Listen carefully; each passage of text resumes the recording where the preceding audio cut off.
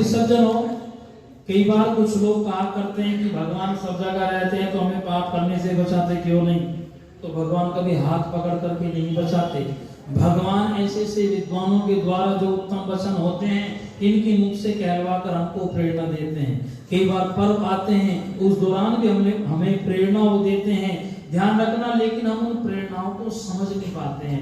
हम तो सोचते हैं जैसे हमारे माता पिता या आचार्य हाथ पकड़कर गलत काम से हमको रोकते हैं, हमको दंड देते हैं, इसी प्रकार से ईश्वर भी आए और हमारा हाथ पकड़े और हाथ पकड़ करके हमको गलत काम करने से बचाए। लेकिन ये संभव नहीं, क्योंकि परमेश्वर बनता ही नहीं है इसलिए बिगड़ता भी नहीं है, बनता नहीं है इसलिए उसका शरीर भी नहीं है।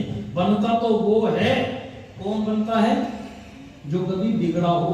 जन्मता वो है जो कभी मरा हो।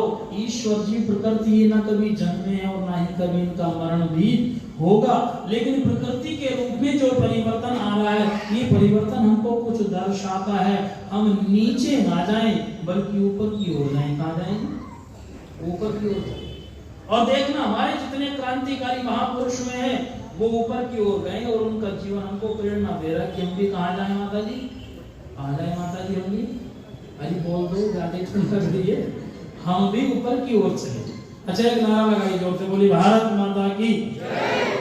मैं आप सभी के सामने निवेदन कर रहा था, ये एक सज्जन हम सबको कुछ राशि देकर उत्साहवर्धन कर रहे हैं। संजय ठकराल जी है, माता सनो देवी ठकराल जी पहले प्रधानमंत्री। अच्छा जी, आपके बड़े पुत्र तो वो सारे विद्वान जो मंच पर बैठे हैं सब उन्होंने आज इस मकरा समिति पर दान किया है। आचार्यों को बहुत बहुत धन्यवाद। अभी थोड़ा सा समय जरा कम है मेरे पास में, इसलिए मैं ज्यादा उसकी चर्चा नहीं कर सकता, लेकिन जो भी आ रही सबका धन्यवाद। मैं निवेदन आपसे यही कर रहा था माता और बहनों सज्जनों, जरा चिंतन करना। बहुत ज्यादा सुनने के बाद में हमको लाभ होगा ऐसा जरूरी नहीं है। जिसको लाभ लेना वो कम सुने और उसी को जीवन में धारण करे, उससे भी लाभ मिल सकता है। एक सुरेंद्र पाल जी हुए हैं, सुरेंद्र शर्मा जी, चोरमो के शायद आपने तो देखा, तो आप के हिसाब में गया था मैं, तो उन्होंने एक बात कही थी, वो बात मुझे आज तक याद है। वो बात आप भी अपने हृदय में अंकित करें। वो कहा करते थे कि कौन कह रहा है ये बात ज्यादा महत्व नहीं रखती, कौन कह रहा है ये ज्यादा महत्व नहीं रखती बात, लेकिन वो क्या कह रहा है ये बात वो तो ज्यादा महत्व रखती है। इसलिए मेरे साथ मिलकर के गुनगुनाएंगे। हमारे क्रांतिकारी, हमारे महापुरुष ये ऊपर की ओर गए, उत्तरायण इनका जीवन था और हमको उपदेश कर रहे थे कैसे कैसे क्रांतिकारी हुए। आइए मेरे पीछे पीछे आप बोल सकते हैं।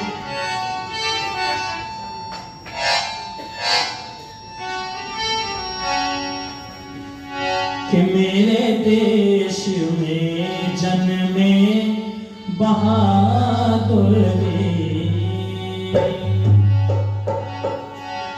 मेरे देश में जन्मे बहादुर, मेरे देश में जन्मे बहादुर सुन के वीरों की कहानी, देशभक्तों की कहानी, सुन के वीरों की कहानी, देशभक्तों की कहानी। आए मैनों में नीर, मेरे देश में जन्मे बहादुर, वो मेरे देश में जन्मे बहादुर। आप सब मीठी मीठी ताली बजा सकते हैं और मेरे पीछे पीछे एक शब्द बोल सकते हैं एक साथ में। मेरे देश में जन्मे बहादुर, मेरे देश में जन्मे बहादुर। कैसे कैसे वीर पैदा हुए हैं? अमर सिंह शिवाजी वीर महाराणा, अमर सिंह शिवाजी वीर महाराणा, वीर का तो जाने जिनकी सारा जमाना, गजब ताकत वीराज का निशाना, बंदी आंखों में वो कमाल दिखाना, वो कमाल दिखाना।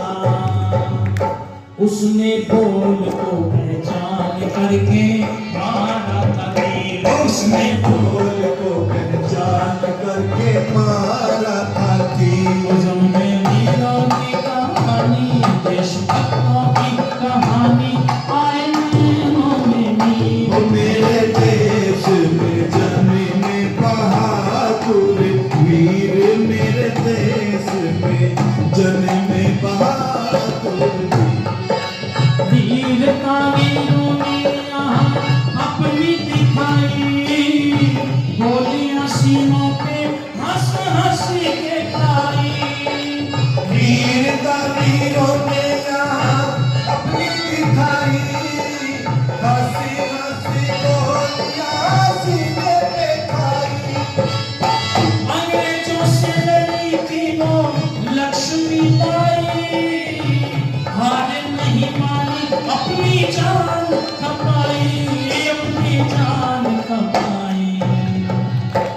कैसे? उसके मुंह में थी लगाम, मुंह में थी लगाम, उसके मुंह में थी लगाम, उसके मुंह में थी लगाम, दोनों हाथों में शमशीर। उसके मुंह में थी लगाम, दोनों हाथों में शमशीर। सुन के वीरों की कहानी, देशभक्तों की कहानी, आए मोमिनी। मेरे देश में जन्मे बहादुर वीर, मेरे देश में जन्मे बहादुर वीर।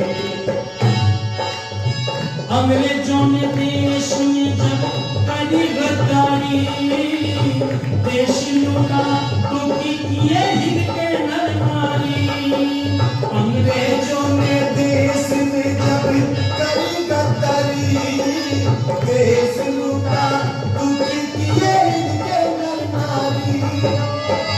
ऐसे में आए थे दयानंद ब्रह्मचारी, ऐसे में आए थे दयानंद ब्रह्मचारी।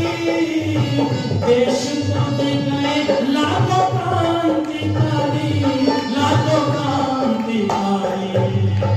उसके बाद तोड़ी गुलामी की आर्य वीरों ने जंजीर, तोड़ी गुलामी की आर्य वीरों ने जंजीर। हमें वीरों की कहानी, देशभक्तों की कहानी, आए मोमिनी।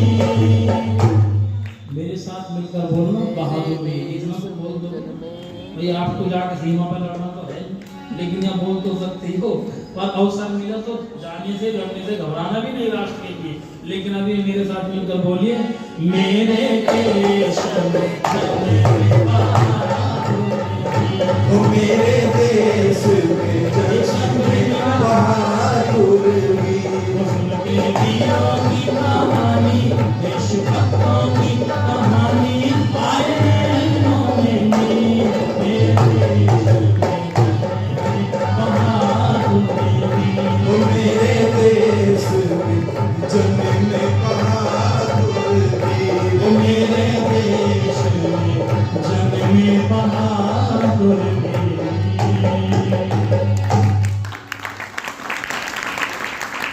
और देखना, जब हम अपने बच्चों को सिखाते हैं, वीर कब बनते हैं? जब माता पिता वीर होंगे, जब उनके विचार वीरों वाले होंगे, दृढ़ होंगे, वेदानुयायी होंगे, राष्ट्र को, अपने धर्म को, देश को समर्पित होंगे, तो उनकी संतानें वीर बनती हैं। ऐसे वीर नहीं बनते कि भगत सिंह पैदा हो जाए पड़ोसी के घर में जयकारे हम लगाते हैं। हम चाहते तो भगत सिंह पैदा हो पर हमारे घर में ना हो, क्योंकि उसे फांसी पे चढ़ना पड़ेगा, उसे बलिदान देना पड़ेगा। हम चाहते तो हैं, लेकिन हमारे घर में वो क्रांति की आग ना उठे, हम आराम से रहे। नहीं तो देखो देश में कितनी जनसंख्या थी उस समय भी, लगभग 33 करोड़ थी। लेकिन देश की आजादी के लड़े कितने थे?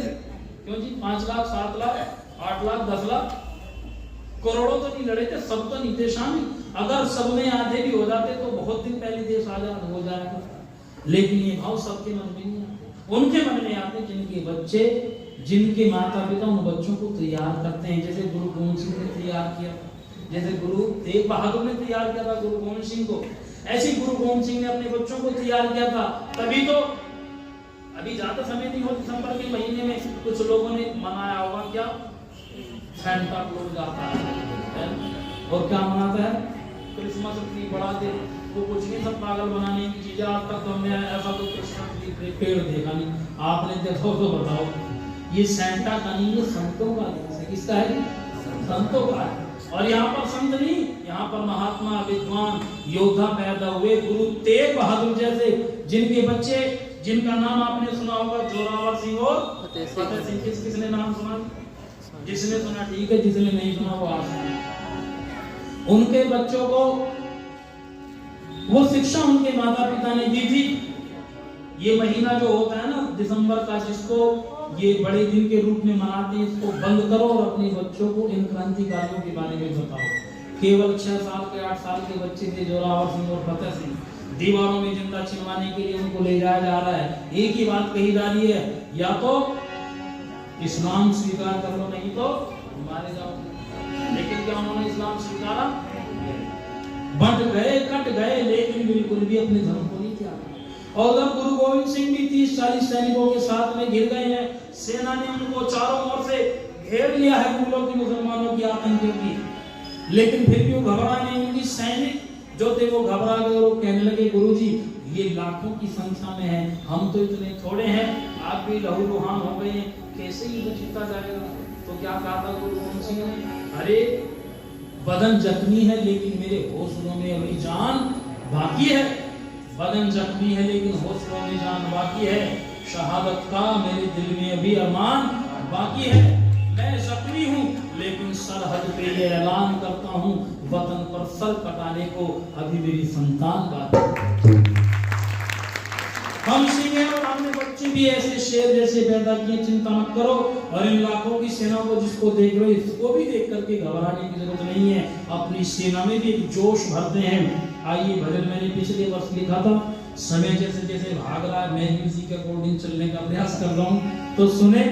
और छोटे छोटे बच्चों को उधर वो युद्ध में है और इधर इनको दीवार में जिंदा छिलवाने की बात की जा रही है, तो दोनों बच्चे नारा लगा रहे हैं किसका, सत्य सनातन वैदिक धर्म की। इन्होंने उत्तरायण को समझा था, इन्होंने संक्रांति के पर्व को समझा था, आने से पहले देखो कहां पहुंच गए।